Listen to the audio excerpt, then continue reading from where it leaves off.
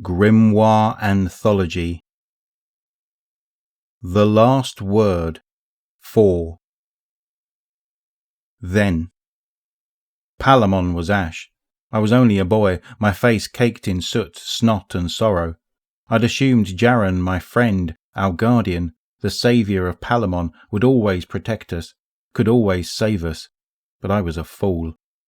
Darren and the others, only a handful but still our best hunters, our hardest hearts, had left 3 suns prior, tracking Fallen after the bandits had caused a stir. The stranger, the other, arrived the following day.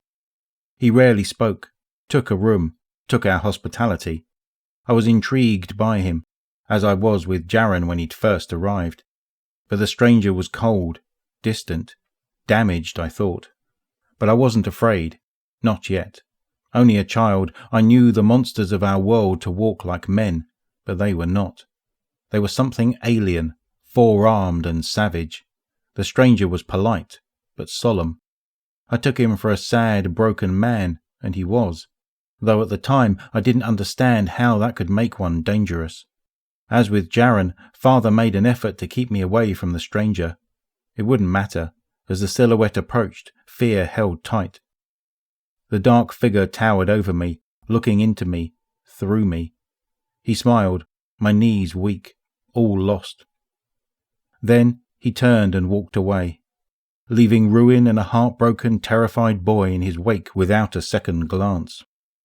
I've been chasing that stranger's shadow ever since.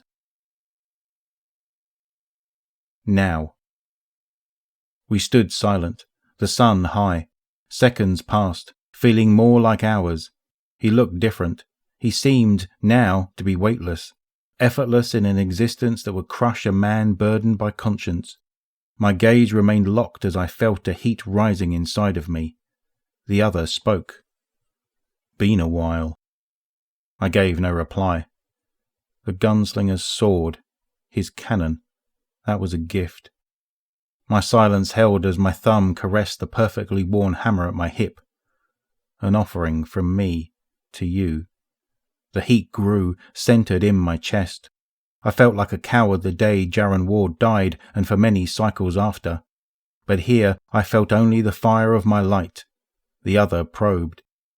Nothing to say? He let the words hang. I've been waiting for you, for this day. His attempts at conversation felt mundane when judged against all that had come before. Many times I thought you'd faltered, given up. All I'd lost, all who'd suffered, flashed rapid through my mind, intercut with a dark silhouette walking towards a frightened, weak coward of a boy. The fire burned in me. The other continued. But here you are. This is truly an end. As his tongue slipped between syllables, my gun hand moved as if of its own will.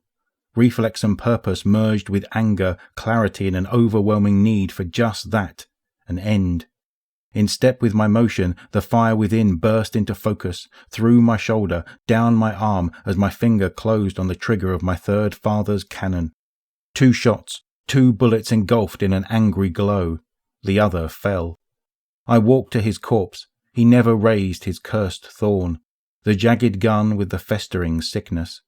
I looked down at the dead man who had caused so much death, my shooter still embraced by the dancing flames of my light. A sadness came over me. I thought back to my earliest days, of Palamon, of Darren. Levelling my cannon at the dead man's helm, I paid one final tribute to my mentor, my saviour, my father, and my friend. Yours, not mine.